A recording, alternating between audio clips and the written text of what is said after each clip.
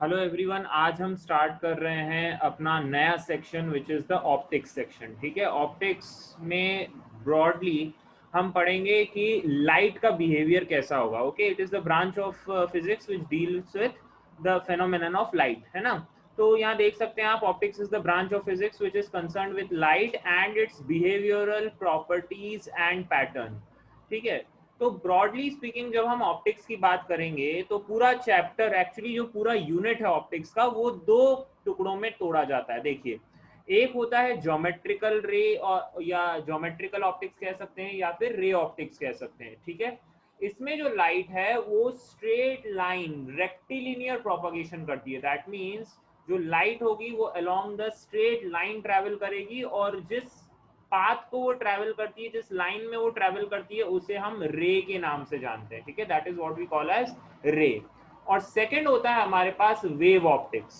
Wave optics में हमारी जो लाइट है वो वेव की तरह प्रोपगेट करेगी। ठीक है, travels in the form of electromagnetic wave.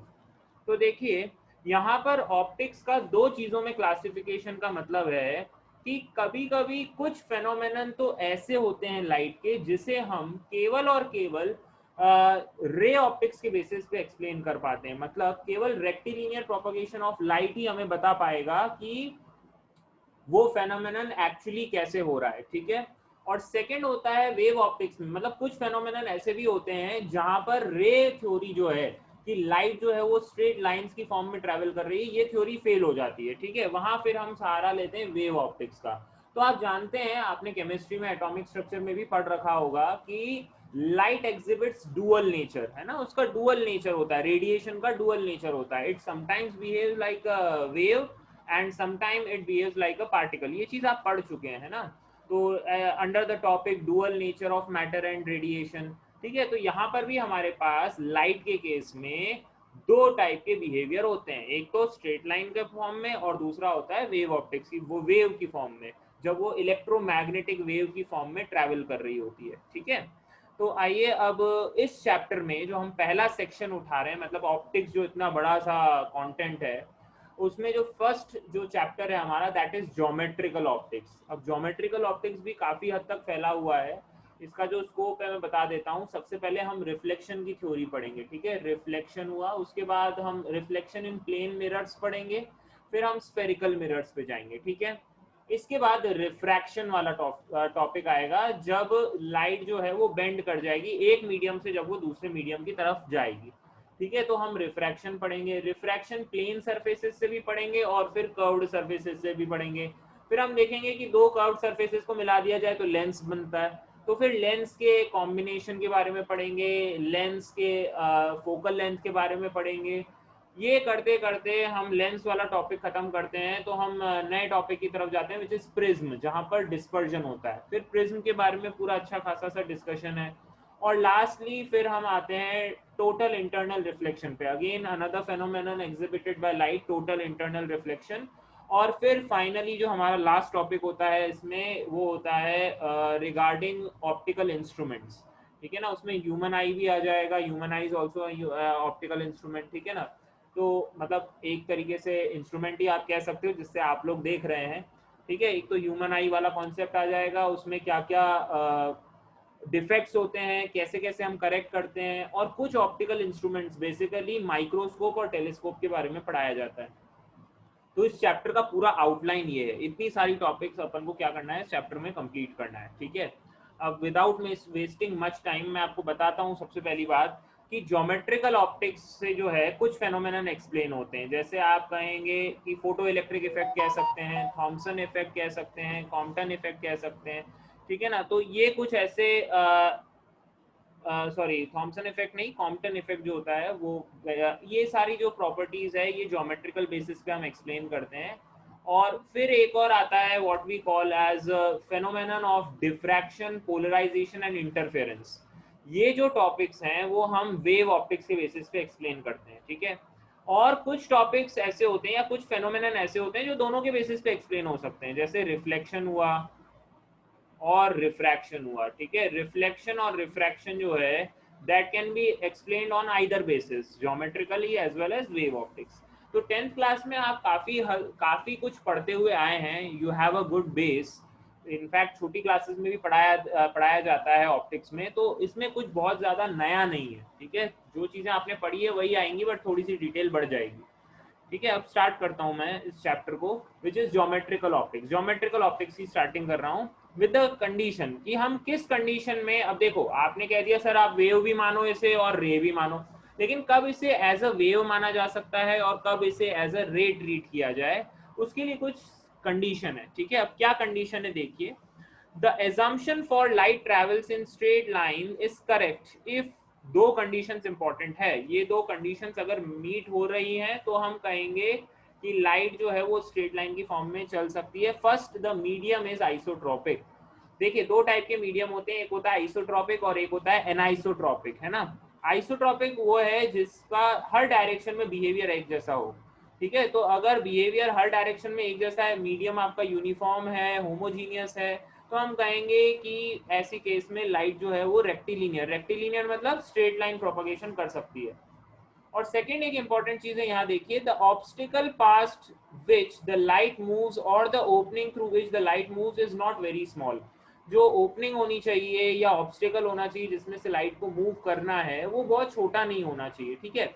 अब छोटा होने से क्या होता है, यहाँ देखिए, यहाँ पर आप एक डायग्राम देख पा रहे हैं, ठीक है। अभी छोटा कितना छोटा ये भी मैं स्पेसिफाई करूंगा, थोड़ी सी तसल्ली रखिए। और ये देखिए यहाँ पर आप एक देख सकते हैं कि एक स्लिट है, स्लिट कह दो या फिर अपर्चर कह दो, इसे अपर्चर भी कहा जाता है या स्लिट कहा जाता है, ठीक है। तो यहाँ पर स्लिट पे हमने कुछ लाइट को, आपने देखो यहाँ पर पैरेलल रेज ऑफ लाइट जो है वो इंसिडेंट कराई है ना, आप देख पा रहे होंगे ये पैरेलल रेज आई और इस पे स्ट्राइक की। होना तो ऐसा चाहिए था कि भैया अगर स्लिट ऐसा है और रेज ऑफ लाइट इतनी इतनी इतने इतने एरिया से पास हो रही है, तो ये तो स्ट्रेट लाइन की फॉर्म में जाना चाहिए था। और जो सामने स्क्रीन है, केवल इतना इतना पोर्शन में ही चमक आनी चाहिए थी, मतलब इतना ही इल्यूमिनेशन होना चाहिए था, इतने पोर्शन में ही इल्यूमिनेशन होना चाहिए था। लेकिन ऑब्जर्व क्या किया गया रियल लाइफ में कि अगर ये अपर्चर बहुत स्मॉल है, अपर्चर स्मॉल होने का मतलब है कि it is order of lambda, इस अपर्चर के साइज को हम ए कहेंगे, और ए अगर लैम्डा के ऑर्डर का है, what is lambda, lambda is the wavelength of light used. अगर ये अपर्चर की साइज लैम्डा के अराउंड हो जाती है, तब मतलब अगर कंपैरेबल हो गई वेवलेंथ ऑफ लाइट के, तब उस केस में क्या होता है कि लाइट क्या करती है कि इन कॉर्नर्स पे, ये जो ऑब्स्टेकल, ये जो था ना स्लिट, इसके कॉर्नर्स पे टकरा के यहाँ से बेंड हो जाती है, यहाँ से बेंड हो गई, जैसे यहाँ से भी देखो यहाँ से बेंड हो गई। तो क्या हो गया, उसने ये वाले पोर्शन को भी इल्यूमिनेट कर दिया, जो मैंने सर्कल अभी बनाया, ठीक है ना, इन दो पोर्शंस को भी इल्यूमिनेट कर दिया। मतलब यहाँ पर भी कुछ नॉन जीरो डार्कनेस आई, मतलब नॉन जीरो मतलब कंप्लीट डार्कनेस नहीं आई, यहाँ पर भी कुछ कुछ लाइट आ गई, है ना। तो आप एक बात यहाँ पर इंपॉर्टेंट समझिए, इसी प्रोसेस को हम डिफ्रैक्शन नाम से जानते हैं। किस नाम से जानते हैं, डिफ्रैक्शन। के शार्प एजेस को, शार्प एज कह दो या शार्प कॉर्नर्स को टकरा के जब लाइट अपने एक्चुअल पाथ से बेंड हो जाएगी और ऑब्जेक्ट की ज्योमेट्रिकल शैडो में चली जाएगी। एक्चुअली स्पीकिंग, मैंने जहां जहां येलो येलो वाला पोर्शन बनाया है उसके बाहर तो क्या होना चाहिए था, ज्योमेट्रिकल शैडो होनी चाहिए थी, वहां पर तो कुछ लाइट जानी नहीं चाहिए थी, बट वहां पे भी इल्यूमिनेशन हो जाता है। क्यों, क्योंकि कोनों से टकरा के लाइट जो है वो फैल जाती है। इसी फैलने को, इसी ज्योमेट्रिक स्प्रेड को हम डिफ्रैक्शन नाम देते हैं, ठीक है। तो आप देख पा रहे हैं जब आपका ए जो है वो लैम्डा के कंपैरेबल होता है तब ऐसा हो जाता है। ना केवल ऐसा, अगर आपने एक ऑब्स्टिकल रखा है, सपोज ये एक ऑब्स्टिकल है, ये लाइट की पाथ में एक ऑब्स्टिकल है, सपोज आपके पास यहाँ पर सोर्स है, यहाँ से रे ऑफ लाइट गई, यहाँ पे टकराई, यहाँ से रे ऑफ लाइट गई, यहाँ पे टकराई, आगे आपने स्क्रीन रखी, आपने उम्मीद की थी कि यहाँ से सीधे सीधे स्ट्रेट लाइन से आके और यहाँ तक इल्यूमिनेशन होना चाहिए था, यहाँ से भी सीधे सीधे आके यहाँ तक इल्यूमिनेशन होना चाहिए था। इसके बाहर इसके बाहर सारा इल्यूमिनेशन हो जाता, यहाँ तो लाइट जा ही रही होती है, एक सोर्स से इनफाइनाइट रेज निकलती है, ठीक है। ये वाली जो जगह है ये इसकी ज्योमेट्रिकल शैडो है। कौन सी शैडो है, ज्योमेट्रिकल शैडो, जहां पर कोई लाइट नहीं होनी चाहिए थी। बट ऑब्जर्व किया गया कि अगेन अगर ये size of the obstacle lambda के ऑर्डर का है, लैम्डा के ऑर्डर का है, तो लाइट जो है वो ज्योमेट्रिकल शैडो के अंदर जा सकती है, चली जाएगी। और यहाँ कंप्लीट डार्कनेस नहीं मिलेगा, यहाँ पर है ना फिर से कुछ कुछ इल्यूमिनेशन मिल जाएगा।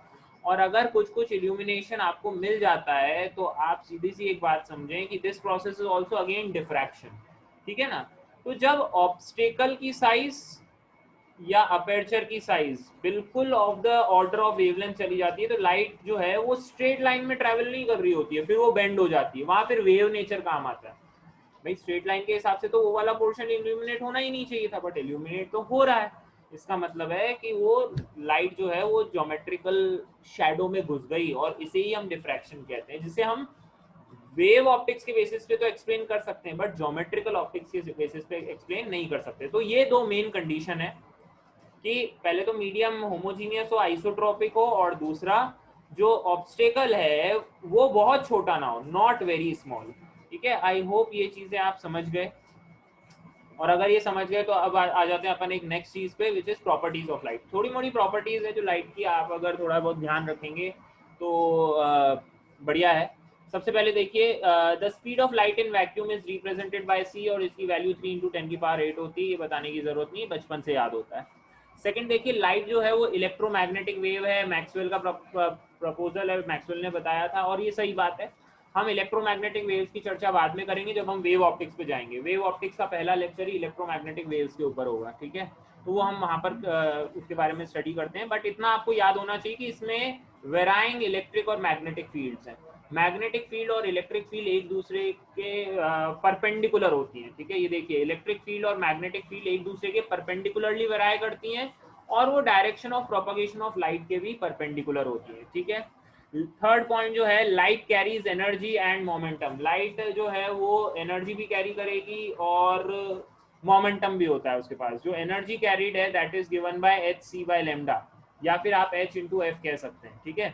और जो मोमेंटम होता है P, that is given by H by lambda, ठीक है ना। एच बाय लेमडा से आपको मोमेंटम मिलता है, और E equals to H C by lambda कह दो या एच एफ कह दो, इससे आपको एनर्जी ऑफ द वेव मिलती है, ठीक है।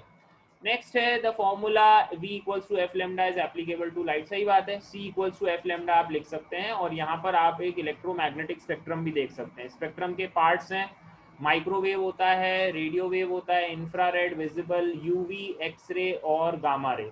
इसे अरेंज किया गया है in the increasing order of frequency, ठीक है ना। यहाँ पर जो ये यहाँ पर रिप्रेजेंटेशन है that is in the increasing order of their frequency. आप देख सकते हैं लैम्डा जो है धीरे धीरे घटता जा रहा है, लैम्डा घटेगा तो फ्रीक्वेंसी बढ़ती जाएगी। ये ऊपर वाली जो स्केल है वो लैम्डा की है, वेवलेंथ की है, ठीक है।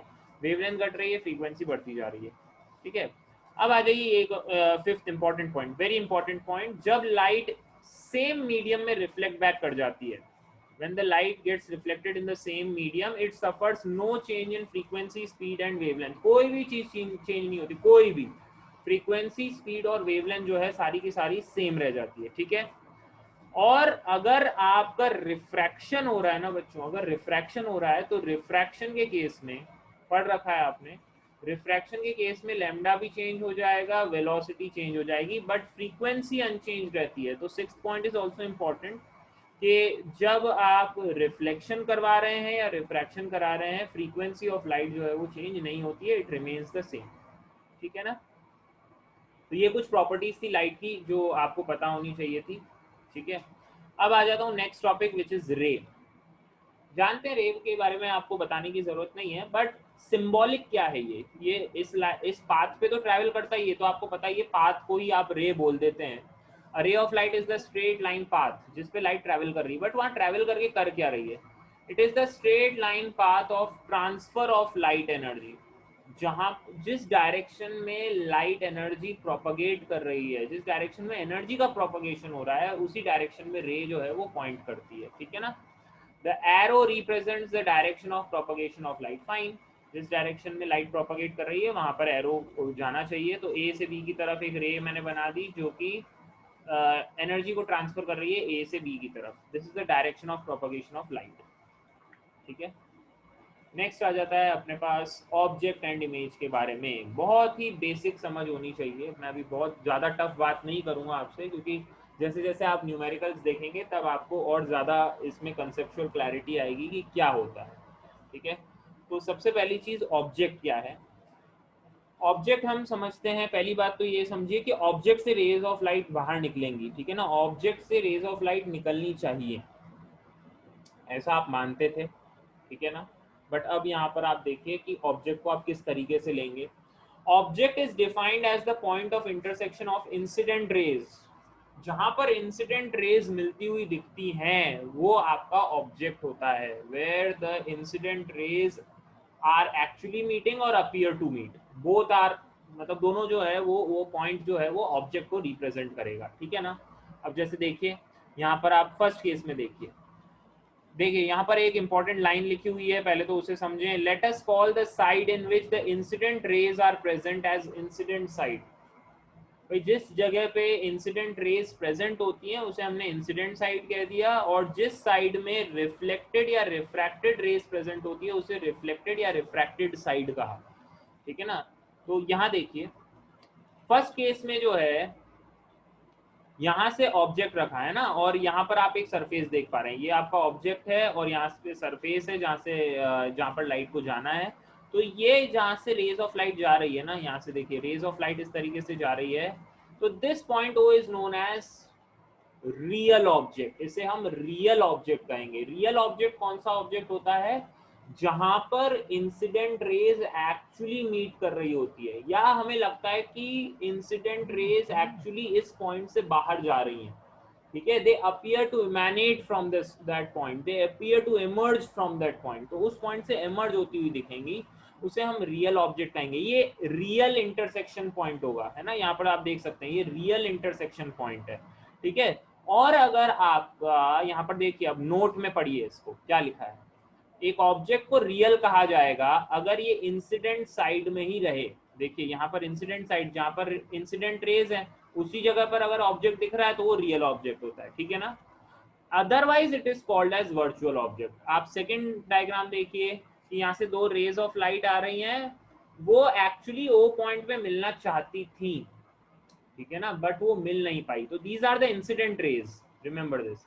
ये आपकी इंसिडेंट रेज जिस पॉइंट पर मिलना चाहती थी, चाहे तो मिल जाए जैसे रियल ऑब्जेक्ट था, या फिर मिलने की कोशिश भी करे ना, तब भी हम कहेंगे कि आपकी जो रेज हैं वो इंसिडेंट रेज जिस पॉइंट पे मिलने की कोशिश कर रही है वो आपका वर्चुअल पॉइंट ऑब्जेक्ट हो जाएगा, that is known as virtual object. तो कंसेप्चुअल क्लैरिटी होनी चाहिए कि या तो उसी पॉइंट से रेज ऑफ लाइट बाहर निकलती हुई एक्चुअली आपको दिखें, या अपीयर करें कि वहीं से इमेनेट हो रही है, वहीं से चालू हो रही है, ठीक है ना। तो that is your virtual object, ठीक है ना। अब यहाँ पर देखिए इंसिडेंट रेज कहाँ पर है, इंसिडेंट साइड पे हैं, लेकिन वो मीट कहाँ पर कर रही हैं, ठीक है ना। आप यहाँ पर देखिए ये बाहर जाके मीट कर रही है ना, तो ये वर्चुअल ऑब्जेक्ट की तरह बिहेव करता है। अब इमेज क्या होती है, देखिए image is defined as the point of intersection of reflected rays, जहां पर रिफ्लेक्टेड रेज मीट करना चाहती है, ठीक है, जहां रिफ्लेक्टेड रेज इंटरसेक्ट करेंगी या रिफ्रैक्टेड रेज, इन केस अगर रिफ्रैक्शन हो रहा है तो वो रिफ्रैक्टेड रेज कहलाएंगी। अब जैसे यहाँ देखिए, यहाँ देखिएगा ये हो गई आपकी रियल इमेज। रियल इमेज कब बनेगी, जब image is known as real if it lies on the reflected या रिफ्रैक्टेड साइड, अगर वो रिफ्लेक्टेड साइड पे है। अभी रिफ्लेक्टेड साइड कौन सी, जहाँ पर रिफ्लेक्टेड रेज है, ठीक है। आप देखिए यहाँ पर रेज आई, इस सरफेस पे रेज आई, और क्या किया इन्होंने, यहाँ पर ये रिफ्लेक्ट हो गई as per the laws of reflection, और यहाँ आके मीट कर गई इस पर्टिकुलर पॉइंट पे। तो ये जो पॉइंट है ये आपका इमेज हो गया। एक्चुअली ये देखिए ये रिफ्लेक्टेड रे है, ये भी रिफ्लेक्टेड रे है ना, तो रिफ्लेक्टेड रे का इंटरसेक्शन पॉइंट इमेज हो गया, और ये रियल इमेज है क्योंकि जिस साइड में रिफ्लेक्टेड रेज है वहीं पर ही पॉइंट ऑफ इंटरसेक्शन हो रहा है, ठीक है ना। अच्छा सेकंड केस देखिए, सेकंड केस में क्या हो रहा है कि आपके पास एक ऑब्जेक्ट है, ये रहा ऑब्जेक्ट, यहाँ से रेज ऑफ लाइट ऐसे गई, रिफ्लेक्ट हो गई as per the laws of reflection, इस तरीके से रिफ्लेक्ट हो गई, तो they appear to be coming from this particular point. तो आपकी रिफ्लेक्टेड रे तो ये रही, ये भी रिफ्लेक्टेड रे है, ये दोनों जिस साइड में हैं क्या वहीं पर इंटरसेक्शन हो रहा है, नहीं, उसकी दूसरी जगह पे इंटरसेक्शन हो रहा है। तो ये वाला जो ऑब्जेक्ट कहा जाए, ये वाला जो पॉइंट कहा जाएगा, इसे कहा जाएगा वर्चुअल इमेज। वर्चुअल इमेज जहां reflected rays appear to meeting है, एक्चुअली मीट नहीं कर रही है but they appear to meet, ठीक है ना। वहां पर क्या था, जहां पर incident rays appear to meet, वो आपका रियल ऑब्जेक्ट की जगह वो वर्चुअल ऑब्जेक्ट हो जाता है जहां अपीयर हो रहा है, और जहां एक्चुअली मीट कर रहे हैं वो तो रियल पॉइंट हो जाता है, ठीक है ना। ये ध्यान रखने वाली बात है। Next is reflection of light. मेरे हिसाब से आपको ऑब्जेक्ट और इमेज में क्लैरिटी हो जानी चाहिए कि रियल ऑब्जेक्ट कैसा होता है, वर्चुअल ऑब्जेक्ट कैसा होता है। बिफोर गोइंग टू रिफ्लेक्शन वाला टॉपिक अगेन, मैं यहाँ पर साफ कर देना चाहता हूँ कि जिस साइड पर इंसिडेंट रेज हैं उसी साइड पे अगर आपका पॉइंट ऑफ इंटरसेक्शन है तो वो रियल ऑब्जेक्ट हो गया। अगर जहाँ पर इंसिडेंट रेज हैं, देखिए यहाँ पर इंसिडेंट रेज हैं बट इंटरसेक्शन यहाँ नहीं हो रहा है, तो वो कैसा हो गया, वर्चुअल ऑब्जेक्ट हो गया। जहाँ पर रिफ्लेक्टेड रेज हैं, जहां पर रिफ्लेक्टेड रेज हैं वहीं अगर रियल इंटरसेक्शन हो रहा है तो वो रियल इमेज है। जहां पर रिफ्लेक्टेड रेज हैं जैसे कि ये और ये, उसकी जगह कहीं और इंटरसेक्शन हो रहा है तो वो वर्चुअल इमेज है, ठीक है। कंसेप्चुअली आपको क्लियर होना चाहिए, ठीक है। नेक्स्ट आते हैं अब हम रिफ्लेक्शन ऑफ लाइट पे। हम पहले फेनोमेनन की तरफ जा रहे हैं। So what is reflection of light? जब भी आप किसी एक मीडियम को स्ट्राइक करेंगे और लाइट जो है वो सेम मीडियम में बाउंस बैक कर जाती है तो हम उसे कहते हैं reflection of light. Actually speaking, जब भी किसी ट्रांसपेरेंट सरफेस पे, मैं क्या बात कर रहा हूँ, जब भी किसी ट्रांसपेरेंट सरफेस पे लाइट गिरती है ना तो तीन चीजें हो जाती है। क्या तीन चीजें होती है? देखो, उसका कुछ पोर्शन तो रिफ्लेक्ट हो जाता है, कुछ पोर्शन, और ये होता है, एक्चुअल में होता है। अब हर हर केस में अलग अलग होता है, डिफरेंट मटेरियल के केस में ये अलग अलग एक्सटेंट पे होता है।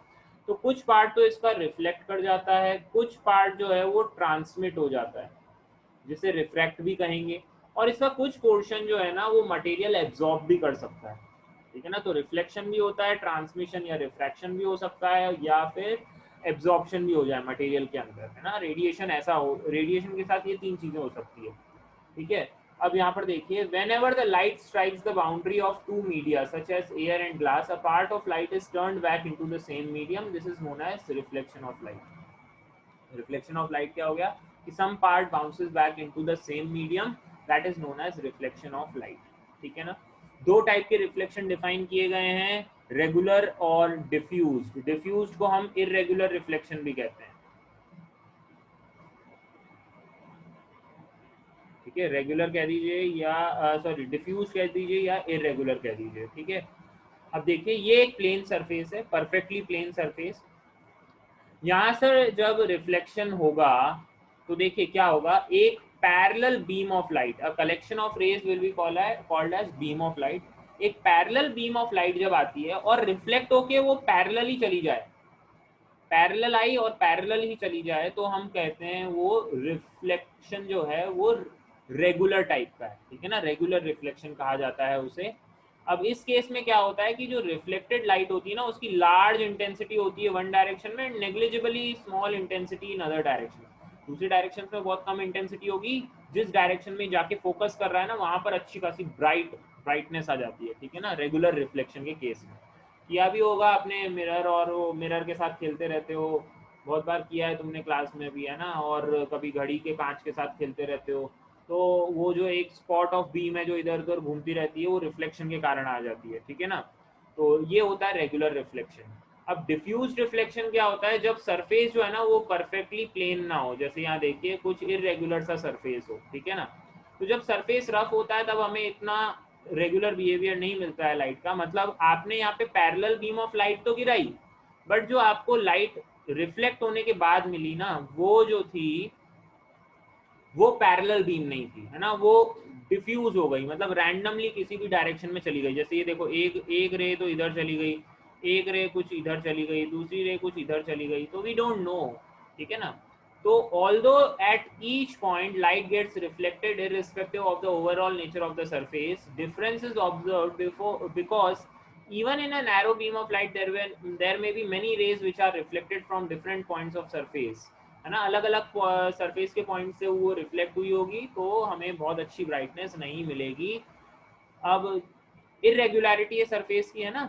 This process enables us to see an object from any position, such a reflection is called diffuse reflection. तो होता क्या है कि जहाँ जहाँ रेज ऑफ लाइट गई ना तो वो काफ़ी जगह पे फैल जाती है, और जहाँ जहाँ रेज फैल गई ना वो रेज हमारी आंखों में जाएगी, तो हम वाइडर जगह से जो है, वाइडर फील्ड से हम ऑब्जेक्ट को देख पाते हैं। ठीक है, उसके बारे में अभी मैं फील्ड ऑफ व्यू के बारे में भी डिस्कस करूंगा।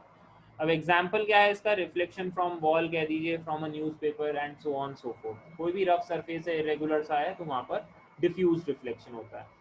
ठीक है, अब आ जाते हैं तुम्हारा फेवरेट, लॉज ऑफ रिफ्लेक्शन। ठीक है, ये तो सबको याद ही होता है, 7th क्लास से ही याद होता है सभी को। What are the laws of reflection? जो इंसिडेंट रे होती है, the reflected ray and normal all lie in the same plane. सारी की सारी जो रेज हैं, इंसिडेंट रे, रिफ्लेक्टेड रे और नॉर्मल, नॉर्मल हम बनाते हैं सरफेस पे, ठीक है ना, all lie and in the same plane. और किस पॉइंट पे लाई करते हैं? पॉइंट ऑफ इंसिडेंस पे। दिस इज इंपॉर्टेंट कि सब एक प्लेन में तो होते हैं, लेकिन किस वाले प्लेन में? पॉइंट ऑफ इंसिडेंस में। This plane is called plane of incidence या प्लेन ऑफ रिफ्लेक्शन। ठीक है, इसे प्लेन ऑफ इंसिडेंस कहा गया। देखो ये वाली जो है ये इंसिडेंट रे है जो इस सरफेस पे स्ट्राइक की, दिस इज द रिफ्लेक्टेड रे, और ये बन गया आपका नॉर्मल। नॉर्मल क्या होता है? सरफेस के परपेंडिकुलर, सरफेस के परपेंडिकुलर बनता है। ठीक है, और इसी हिसाब से अगर आपसे कहा जाए कि सपोज आपके पास एक सर्कुलर सा कुछ सरफेस है, तो इस पॉइंट पे अगर आपको नॉर्मल बनाना है तो it must be a tangent, है ना, it must be a tangent to that particular circle. Fine. Second जो आपसे कहा गया है, द एंगल ऑफ इंसिडेंस। अब ये एंगल ऑफ इंसिडेंस क्या है? इंसिडेंट रे और नॉर्मल के बीच का एंगल, और एंगल ऑफ रिफ्लेक्शन जो होता है आर, नॉर्मल और रिफ्लेक्टेड रे के बीच का, वो इक्वल होते हैं। Angle I equals to angle R, बचपन से पढ़ते हुए आ रहे हैं, कोई बड़ी बात नहीं है। ठीक है, अब देखो इसको हम जो फर्स्ट लॉ को हम बार बार पढ़ते हैं ना कि तीनों सेम प्लेन में होने चाहिए, तो देखो ये प्लेन हो गया, ये प्लेन हो गया कि जिस प्लेन में इंसिडेंट रे है उसी में ही रिफ्लेक्टेड रे भी होगी। यूं नहीं कि वो इस थर्ड प्लेन में कहीं यहाँ घुस जाए, ऐसा नहीं होगा, है ना। ये बिल्कुल गलत चीज है। जो आपकी तीनों रेज जो हैं, तीनों रेज का मतलब है एक इंसिडेंट रे, एक रिफ्लेक्टेड रे, और ये वाली जो हाइपोथेटिकल नॉर्मल बनाया आपने, ये वाला नॉर्मल जो बनाया है, ये तीनों एक ही प्लेन में लाया करने चाहिए। ये हमने एक हाइपोथेटिकल प्लेन बना दिया, ठीक है ना, जिसमें ये तीनों है। ये पॉइंट जो है ये पॉइंट ऑफ इंसिडेंस, ये पॉइंट ऑफ इंसिडेंस भी उस प्लेन का ही एक पार्ट है ना। और ये रहा आपका रिफ्लेक्टिंग सरफेस। तो एक 3D व्यू आपको पता होना चाहिए। यहाँ पे 3D व्यू से मैंने समझाने की कोशिश की है कि जब हम कहते हैं कि तीनों सेम प्लेन में होते हैं तो उसका मतलब क्या होता है, ठीक है ना। अच्छा, रिफ्लेक्शन के दौरान ना फ्रीक्वेंसी में कोई चेंज आएगा, ना वेवलेंथ में, और ना ही वेलोसिटी में, तीनों में कोई चेंज नहीं आता है। स्पेशल केसेस देख लीजिए। स्पेशल केस है, पहला तो होता है नॉर्मल इंसिडेंस। नॉर्मल इंसिडेंस का क्या मतलब होता है? सरफेस के परपेंडिकुलर ही क्या हो।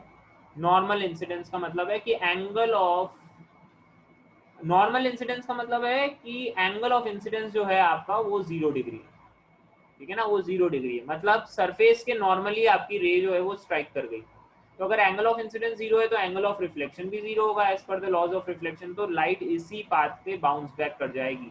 इसे कहते हैं, हम कहेंगे कि रे ने जो है अपना पाथ जो है वो रिट्रेस कर लिया, वो रिट्रेस कर लिया। ठीक है, यहाँ पर एक डेल वर्ड लिखा हुआ है। इस डेल को अपन देखो क्या कहते हैं। Del is known as angle of deviation.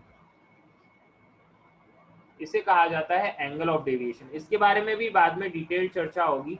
अभी तो ये समझो कि ये एक इंसिडेंट रे है, सपोज ये एंगल ऑफ इंसिडेंस हो गया, यहाँ से रे रिफ्लेक्ट होके गई, this is your angle of reflection are.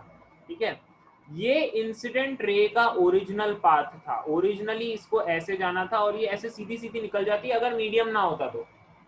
अगर ये रिफ्लेक्ट करने वाला सरफेस नहीं होता ना तो यहाँ से ये इसका ओरिजिनल पाथ था। ओरिजिनली तो इसे ऐसे ही जाना था, ओरिजिनल पाथ ये था। लेकिन ये ओरिजिनल पाथ से ना जाके क्या करती है, इतना रिफ्लेक्ट हो जाती है और इस पाथ पे जाती है। तो ओरिजिनल पाथ और फाइनल पाथ के बीच में जो एंगल होता है उसे हम एंगल ऑफ डेविएशन डेल कहते हैं।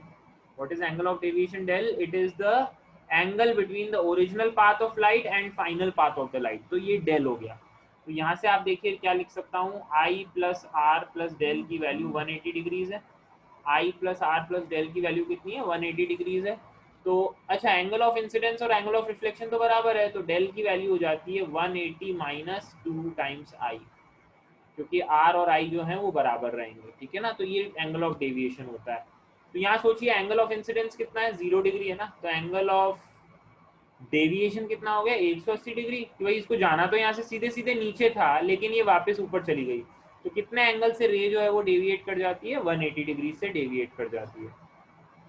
ठीक है, यहाँ इस डायग्राम से भी आप देख सकते हैं। सेकंड चीज है ग्रेजिंग इंसिडेंस। ग्रेजिंग इंसिडेंस का मतलब है कि लाइट जो है वो रिफ्लेक्टिंग सरफेस के टेंजेंशियली इसको टच करके निकल जाए। ये जो आप देख रहे हैं ये क्या है, ये ग्रेजिंग इंसिडेंस कहलाता है। ठीक है, ये शब्द बहुत काम आएंगे आगे जाके, वो ऑब्जेक्ट इमेज वाले नहीं कह रहा हूँ, ये नॉर्मल इंसिडेंस और ये ग्रेजिंग इंसिडेंस की बात कर रहा हूँ।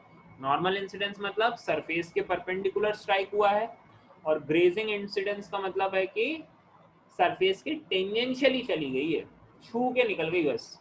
ठीक है, तो ये रही इंसिडेंट रे और रिफ्लेक्टेड रे। यहाँ पर एंगल ऑफ इंसिडेंस और एंगल ऑफ रिफ्लेक्शन 90 डिग्रीज है, आप ये देख सकते हैं। नॉर्मल नॉर्मल के साथ ये आई हो गया, ये आर हो गया, दोनों 90-90 डिग्री है, और एंगल ऑफ डेविएशन तो 0 डिग्री है भाई, सीधे सीधे ही बाहर निकल गई। 360 डिग्री कह दो, कोई दिक्कत वाली बात नहीं है। अच्छा, इसमें एक बात याद रहे कि जब भी रिफ्लेक्शन होगा ना लाइट का, तो स्पीड में कोई चेंज नहीं आएगा, there will be no change in the speed. लेकिन अगर आपके पास ग्रेजिंग इंसिडेंस और है ना, क्या कह रहा हूं मैं, ग्रेजिंग इंसिडेंस और हो जाए, एक चीज ये ग्रेजिंग इंसिडेंट और हो जाए ना, तो क्या होगा, ग्रेजिंग इंसिडेंस होने के कारण हम एक बात और कह सकते हैं कि वेलोसिटी भी सेम रहेगी इस केस में। वेलोसिटी वेक्टर लगा दिया ना, डायरेक्शन भी नहीं बदली। देखो इंसिडेंट रे जिस पाथ पे है उसी पाथ पे रिफ्लेक्टेड रे भी है, तो वो भी चेंज नहीं होगी। ठीक है ना, तो ये एक इंपॉर्टेंट फैक्टर था जो आपको पता होना चाहिए। ठीक है, अब आ जाता हूं मैं नेक्स्ट टॉपिक पे, which is the vector form. अब मैं जो बात कर रहा हूं that is the vector form of law of reflection. Law of reflection का वेक्टर फॉर्म क्या होता है? देखिए, आप एक बात तो जानते हैं, एंगल ऑफ इंसिडेंस क्या होता है, एंगल ऑफ रिफ्लेक्शन भी जानते हैं, ठीक है ना, नॉर्मल भी जानते हैं। ठीक है, तीनों जो है वो सेम प्लेन में लाई करेंगे, तीनों जो है वो सेम प्लेन में लाई करते हैं at the point of incidence. ठीक है ना, angle of incidence is equals to the angle of reflection, ये वाली बात भी जानते हैं आप।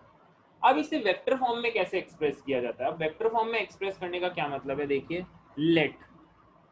Late E I cap, E I cap is unit vector, this is the value of unit vector along incident ray. Incident ray के along unit vector, E R cap represents unit vector along reflected ray. ठीक है, reflected ray के along. और third होता है अपना N cap, ये तीसरा वेक्टर ले लिया, unit vector which is along the normal, normal के अलोंग रिफ्लेक्टेड, सॉरी, नॉर्मल के अलोंग एक unit vector.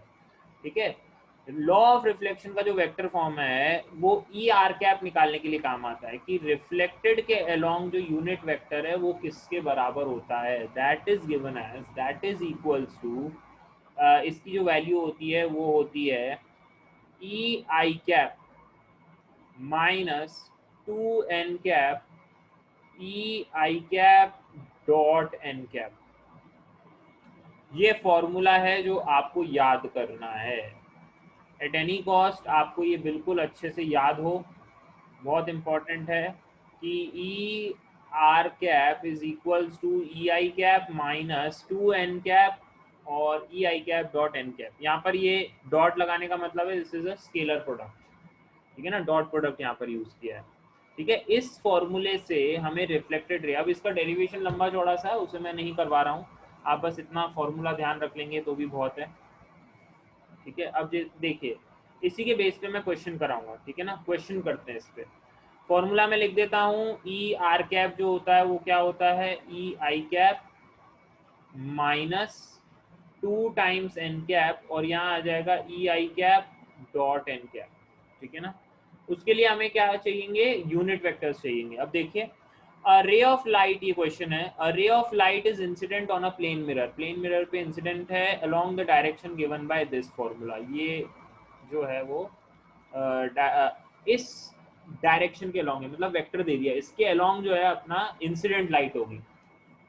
Find the unit vector along reflected ray. Take the normal to the mirror along this direction. ये direction हो गई normal की। तो पहले तो मैं ई आई कैप निकालूंगा। ई आई कैप क्या है, this is the unit vector, याद रहे ये वेक्टर नहीं, ये यूनिट वेक्टर है along the इंसिडेंट रे।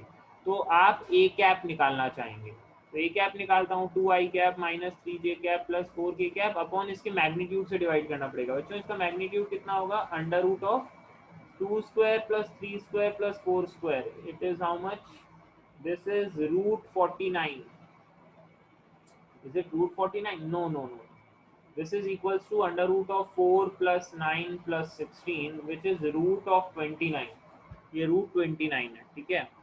इसी तरीके से आप नॉर्मल के अलोंग एक यूनिट वेक्टर ले लेंगे, नॉर्मल इसके अलोंग है ना, तो यूनिट वेक्टर ले रहा हूँ 3i cap minus 6j cap plus 2k cap upon 7, इसका जो मैग्नीट्यूड होगा वो होगा 7, ठीक है। ई आई कैप मिल गया, एन कैप मिल गया। सबसे पहले मैं कर रहा हूँ E I cap dot N cap, dot product निकाल लीजिए, 3 2 जा हो जाएगा 6 प्लस हो जाएगा 6 3 जा 18 प्लस 4 2 जा 8 डिवाइडेड बाय 7 रूट 29, ठीक है। तो ये कितना बनेगा, 18 plus 8 is 26 plus 6 32 by 7 root 29, ठीक है। तो अब आपके पास जो ई आर कैप होगा वो होगा ई I cap, E I cap कितना था 2i cap minus 3j cap plus 4k cap upon root 29 minus 2 times N cap 3i cap minus 6j cap plus 2k cap upon 7, और यहाँ पर आएगा ई डॉट एन का dot product जो कि ये वैल्यू थी, ठीक है ना। अब देखो कुछ भी कैंसिल आउट तो नहीं होता हुआ दिख रहा है मुझे, कुछ भी कैंसिल आउट नहीं हो रहा है, ठीक है ना। So this can be 2i cap minus 3j cap plus 4k cap upon root 29 minus ये हो गया 64 बाय 49 रूट 29, और ऊपर बनेगा 3i cap minus 6j cap plus 2k cap, ठीक है। चलिए इसे सॉल्व करता हूँ मैं, यहाँ पर नीचे ले लेता हूँ 49 रूट 29, है ना। तो ऊपर 49 से मल्टीप्लाई करना पड़ेगा, 49 टू ज़ा 98i कैप माइनस 49 थ्री ज़ा ये हो गया 147, ये हो गया 147j कैप प्लस 49 फोर ज़ा 49 फोर ज़ा 4 3 196, ये हो गया 196k कैप के बराबर, ठीक है ना। ये हो जाता है 196k कैप, और माइनस अब आप क्या करेंगे, इसको मल्टीप्लाई कर दीजिए 64 टाइम्स 3, है ना। तो ये क्या बनेगा, so this becomes 24 sorry 60 18 19 192 minus का 192 ए कैप प्लस का 64 इंटू 6, 64 इंटू 6 करेंगे, so this becomes 384 J cap, और माइनस में ये हो जाएगा 64 इंटू 2, सो दिस इज 128 के कैप, ठीक है, माइनस में। तो जब इसे सॉल्व करेंगे तो कितना आएगा, देखो नीचे आ जाएगा 49 रूट 29, और ये हो जाएगा 192 में से 98 हटा दीजिए, तो 92 तो सीधा यहाँ हटा, और बाकी बचा 6, उधर जाके काटेंगे तो माइनस का 94i कैप, ठीक है। और प्लस देखिए 94i कैप आ भी रहा है कि कहीं हमने गड़बड़ी कर दी, देखिए माइनस 94i कैप आ रहा है, और वो भी दो जगह आ रहा है यार। तो मतलब अब जे कैप को चेक करना है ना, देखो जे कैप को चेक करते हैं। तो जे कैप में क्या आ रहा है, 384 में से 147 माइनस करना पड़ेगा, so this is 14 and this is what becomes 7, this is 7 3 and 2 237 J cap, ठीक है। और के कैप में चेक करेंगे तो 196 माइनस 128, ठीक है। तो ये बना आपका 68 के कैप, ठीक है। 237 जे कैप 68 के कैप, 237 जे कैप 68 के कैप, ये रहा, दिस ऑप्शन इज करेक्ट। तो ए वाला ऑप्शन जो है आपका करेक्ट हो जाएगा, ठीक है ना। तो ये सारे अपन ने देख लिए हैं, ठीक है ना। तो this will be the final reflected ray, final reflected ray का ये फॉर्मूला हो जाएगा, ठीक है। तो समझ गए आप, ये अच्छा क्वेश्चन था, इस टाइप के ऊपर आ सकते हैं सवाल कभी कभी आपके सामने। चलिए देखिए नेक्स्ट क्वेश्चन, देखिए क्वेश्चन है find out the coordinates of the point such that the रे becomes vertical after the reflection. देखिए एक ये हॉरिजॉन्टल रे जो है ना यहाँ पर आ रही है, आ रही है, आ रही है, इस पॉइंट पे स्ट्राइक करती है, ठीक है। मैं इसको हटा देता हूँ, ठीक है। इस पॉइंट पे आके स्ट्राइक कर दी हॉरिजॉन्टली, ये हॉरिजॉन्टल रे है, ठीक है। और ये पूरा एक मिरर है, ये पूरा मिरर है, आप समझ लीजिए इस बात को, ये पूरा इट इज़ अ मिरर, ठीक है ना। जिसका रेडियस जो है वो 1 मीटर है, ये वाला पॉइंट जो है वो ओरिजिन है, ठीक है। आप चाहते हैं इसके बाद जो है ना रे वर्टिकल हो जाए, रे वर्टिकल का मतलब वो बिल्कुल यूं सीधी ऊपर चली जाए, ठीक है ना। This is your vertical, this should be your incident ray, this should be your reflected ray. Fine. आपसे पूछा है कि बताइए कि इस पॉइंट के कोऑर्डिनेट्स क्या हो सकते हैं, ठीक है। तो आप क्या करेंगे, इस पॉइंट पे नॉर्मल बनाएंगे। अब नॉर्मल कैसे बनेगी, आप ओरिजिन से इस पॉइंट को जोड़ देंगे, आपको सीधा सा जो है इस पॉइंट को ओरिजिन से जोड़ना पड़ेगा, ठीक है ना। तो ये हो गया आपका normal, this is your normal. What is the angle between incident ray and reflected ray, आप जानते हैं यहाँ पर 90 डिग्रीज है। नॉर्मल और इंसिडेंट रे के बीच का एंगल हो गया 45 डिग्री, नॉर्मल और रिफ्लेक्टेड रे के बीच का एंगल हो गया 45 डिग्री। तो ये वाला एंगल भी कितना हो जाएगा, 45 डिग्रीज।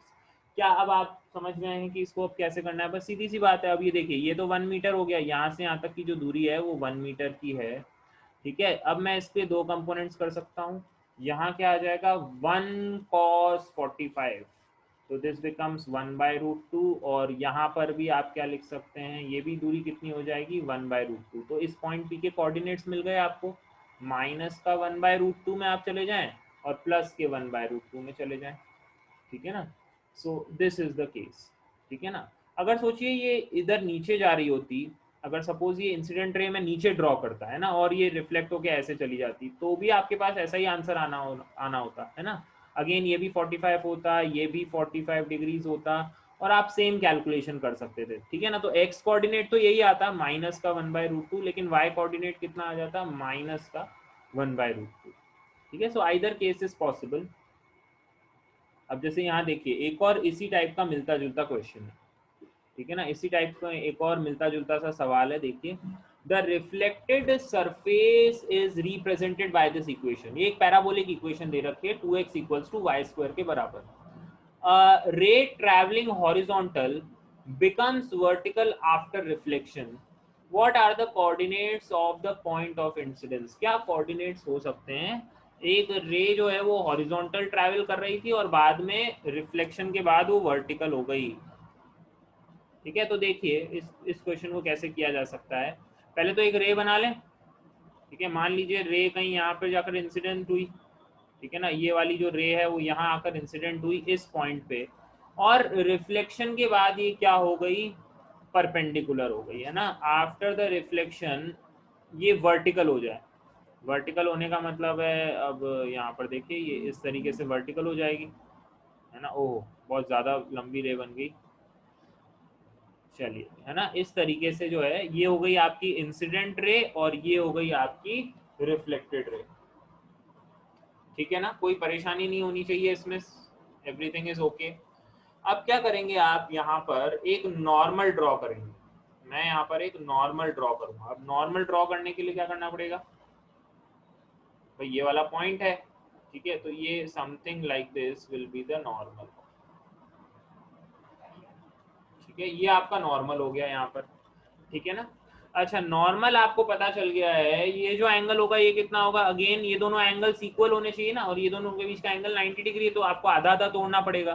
तो यहाँ जो एंगल बनेगा वो 45 डिग्री, और यहाँ जो एंगल बनेगा वो भी 45 डिग्री, ठीक है। कोई परेशानी नहीं होनी चाहिए इसमें, बहुत सही चीज़, सिंपल चीज़ चल रही है अभी तक, कोई दिक्कत वाली बात इसमें नहीं है, ठीक है ना। अच्छा इस पॉइंट पे मैं अगर एक टेंजेंट ड्रॉ कर दूं तो कुछ ऐसा बनेगा, ठीक है। ये इस तरीके से अपन को टेंजेंट मिलेगा यहाँ पर, ठीक है ना।